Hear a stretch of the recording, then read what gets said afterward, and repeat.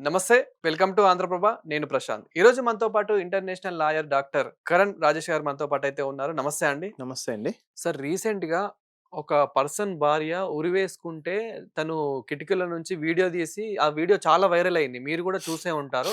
So, అలా చేయడం వల్ల ఎలాంటి చట్టం వర్తిస్తుంది అనుకోవచ్చు? అంటే అలా కూడా ఉంటారా మనుషులని చెప్పేసి కూడా చూస్తా అంటే ఆపకపోవడం కాకుండా ఇంకా వీడియో తీసి నవ్వుతూ సోషల్ మీడియాలో తనే వైరల్ చేశారు. అదే అండి నేనేమంటున్నానంటే, ఇది అంతా గూడా మీరు ఇప్పుడు చెప్పే కేసొచ్చేసి డీక్రిమినలైజేషన్ ఆఫ్ సూసైడ్ కిందకొస్తుంది ఓకే. యాక్చువల్‌గా.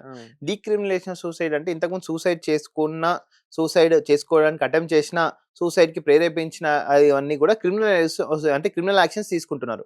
ఇక్కడ ఇప్పుడు సూసైడ్ కింద ఎవరైనా అదేంటిది ఇట్లా చేసుకున్నా వాళ్ళను క్రిమినల్స్‌గా అయితే పరిగణించలే. హ్మ్. కానీ ఇక్కడ భర్త వీడియో ఏ విధంగా అబెట్మెంట్ ఆఫ్ సూసైడ్ కిందకి వస్తుందో చెక్ చేసుకోవాలి. ఆ కేసు వచ్చేసి abetment of suicide is also punishable.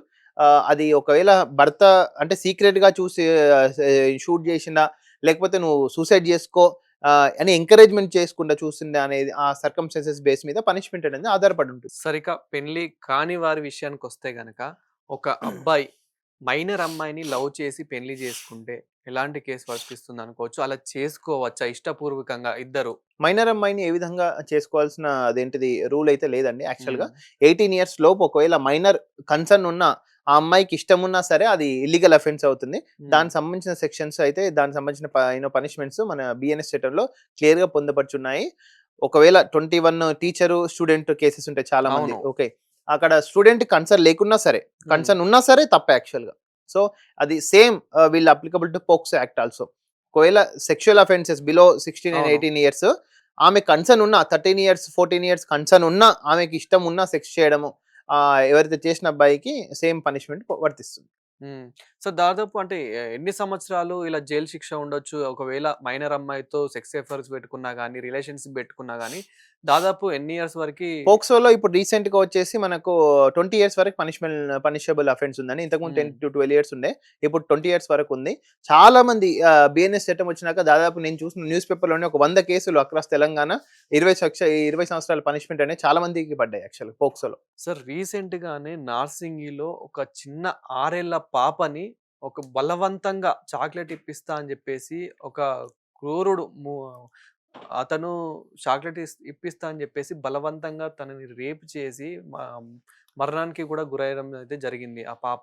So, ఇలాంటి వారికి ఎలాంటి కేసు వర్తిస్తుంది? అంటే సేమ్ ఎలాంటి అండి. చట్టం సేమ్ వర్తిస్తుంది? పోక్సో యాక్టే వర్తిస్తుంది. హ్మ్. కానీ ఇదంతా యాక్చువల్‌గా నార్సింగ్‌లో జరిగిన సంఘటన అయితే చాలా దురదృష్టకరము. మరి యాక్చువల్‌గా ఇక్కడ ఏంటంటే సొసైటీలో ఫస్ట్ ఆఫ్ ఆల్ మనం సెక్స్ గురించి మాట్లాడం. హ్మ్. సెక్స్ గురించి బట్ టోటల్ వరల్డ్‌లో బిగ్గెస్ట్ పాపులేషన్ కంట్రీ. అంటే hmm. Got in my point. అంటే ఇవన్నీ కూడా let the state and central has to discuss about the sexual activity at early stage. ఇప్పుడు 6 ఇయర్స్‌లో what is good touch, bad touch అనే education programmes state government, central government తీసుకొస్తున్నాయి. అవును. But ఆ స్కూల్‌లో ఏ విధంగా గ్రౌండ్ లెవెల్ ఎంత ఎంత ఎఫెక్టివ్‌గా ఇంప్లిమెంట్ అవుతున్నాయి యాక్చువల్‌గా. హ్మ్. అది ఇప్పుడు మనం చూస్తూనే ఉన్నాం యాక్చువల్‌గా.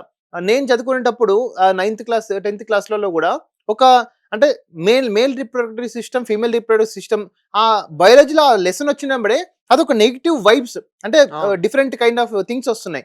సో, అలాంటప్పుడు ఇప్పుడు sex education good touch, bad touch అనేటప్పుడు గూడా ఆ ఫోబియా అనేది పోవాలి. Sex hmm. Is a normal thing. దాన్ని ఒక ఫోబియా లాగా మాట్లాడొద్దు. అంటే ఒక జనరలిస్ట్‌గా మాట్లాడాలి.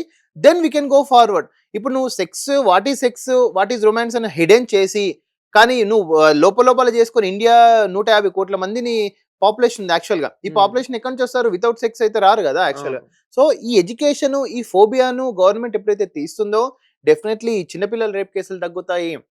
అసలు రేప్ కేసులు తగ్గుతాయి. మ్యాట్రిమోనియల్ ఇష్యూస్ తగ్గుతాయి.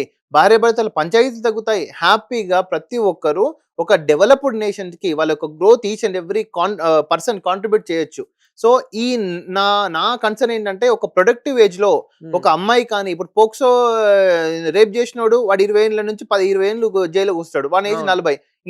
ఇంకేం చేస్తాడు బయటకొచ్చి? సార్, అంటే ఇక్కడ మైనర్ అమ్మాయిని తీసుకోండి, నార్మల్ ఎవ్వరైనా అడల్ట్ అమ్మాయిని తీసుకున్నా గాని, ఒక అమ్మాయి రేప్‌కి గురైంది అంటే, ఆ అబ్బాయిని ఉరి శిక్ష తీయాలి అని చెప్పేసి ప్రతి ఒక్కరు అంటారు. సో, మన భారత్‌లో ఇప్పుడు ఉరి శిక్ష చట్టం వచ్చిందా? వస్తుందా? ఇంకా రాలేదా? అండ్ ఫారిన్ కంట్రీస్ లో ఇదే జరిగితే గనుక ఫారిన్ కంట్రీస్ లో ఏ విధంగా ఉంటుంది? ఫారెన్ కంట్రీస్ లో ఈ రేపు ఈవెన్ ఉమెన్ ఈవిటీజింగ్ అనేది చాలా యూనో క్రిటికల్ అఫెన్స్ గా ఉంటుందండి. మనం చూస్తాం. బట్ ఫారెన్ లో lot of sex will be there again. Hmm. అంటే sexual education, lot of sex. మీరు చూసింటారు ఒలింపిక్స్ జరిగితే lot of crores of condoms will be sale. ఏదైనా అవును. ఒలింపిక్స్ లో, బ్రెజిల్ ఒలింపిక్స్ లో కానీ, టోక్యో ఒలింపిక్స్ లో కానీ చాలా కండోమ్స్ అమ్ముడుపోతున్నాయి. హ్మ్. ఏంటంటే అక్కడ యాక్సెప్టబుల్ థింగ్, అంటే కన్సర్న్, ఆ అమ్మాయి కన్సర్న్ కానీ, అబ్బాయి కన్సర్న్ కానీ ఉంటుంది. It's not a forceful thing. అవును. ఇక్కడ మనకు రేప్స్ కానీ, భార్యను మ్యారిటల్ రేప్స్ కానీ ఇక్కడ ఫోర్స్ఫుల్ గా వెళ్తుంది. అక్కడ అంటే వాట్ ఈస్ కన్సర్న్ మీనింగ్ అనేది కూడా మనం స్టేట్ ఎడ్యుకేషన్ చెప్పాలి యాక్చువల్ పిల్లలకు కానీ, అడల్ట్స్ కానీ, హ్మ్. కౌన్సిలింగ్ సెంటర్స్‌లలో కానీ. మీరు ఫారెన్‌లో ఇలాంటి యాక్ట్ ఇప్పుడు ఉంటే మాత్రం 100% వాళ్ళకి హ్యాంగింగ్ వరకు కూడా ఉంది పనిష్మెంట్. సింగపూర్‌లో కానీ, యూఎస్ఏలో కానీ ఇవన్నీ చాలా తీవ్రతమైన పనిష్మెంట్స్ ఉంటాయి. అక్కడ డ్రగ్స్ కేసుకు హ్యాంగ్. హ్మ్. ఇక్కడ ఎన్‌డీపీఎస్ యాక్ట్‌లో 10 సంవత్సరాలు తిప్పుతారు ట్రయల్‌కి. దాని తర్వాత ఏదో హాస్టల్ చేస్తారు. అవును.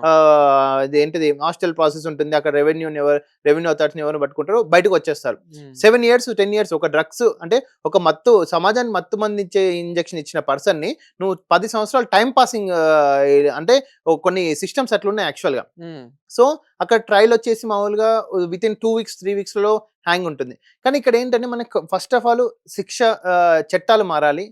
కోర్టు ఎంతకైనా అదేంటిది మనకు కోర్టు హార్డ్ వర్క్ చేస్తున్నా సరే, ఇంకా నంబర్ ఆఫ్ జడ్జెస్ ఇంక్రీజ్ చేయాలి. Number of fast trial procedures increase చేస్తే మనకి ప్రెజర్ అనేది తగ్గి ఒక క్వాలిటీ పర్సన్స్ అనేది బయటకి వస్తారని నా యొక్క అభిప్రాయం.